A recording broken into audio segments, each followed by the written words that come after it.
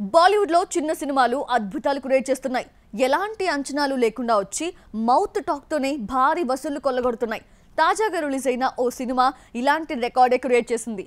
Theatres, OTT అనే తేడా లేకుండా దుమ్ము రేపుతోంది. అమీర్ ఖాన్ మాజీ భార్య కిరణ్ రావు డైరెక్షన్ లో తెరకెక్కిన సినిమా లాపతా లేడీస్. అమీర్ ఖాన్ ఈ ప్రాజెక్ట్ కి వన్ ఆఫ్ ద ప్రొడ్యూసర్.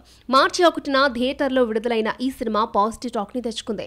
4 కోట్లు బడ్జెట్ పెడితే 25 కోట్లు రాబట్టింది. తాజాగా ఓటీటీలో స్ట్రీమింగ్ మొదలుపెట్టిన ఈ సినిమా అక్కడ కూడా సరికొత్త రికార్డులను క్రియేట్ చేస్తోంది. థియేటర్లో సక్సెస్ అయిన లాపతా లేడీస్ ఏప్రిల్ 26న నెట్ఫ్లిక్స్ లో రిలీజ్ అయి దూసుకుపోతుంది. 900 కోట్లు వసూలు చేసిన యానిమల్ సినిమా రికార్డును బ్రేక్ చేసింది.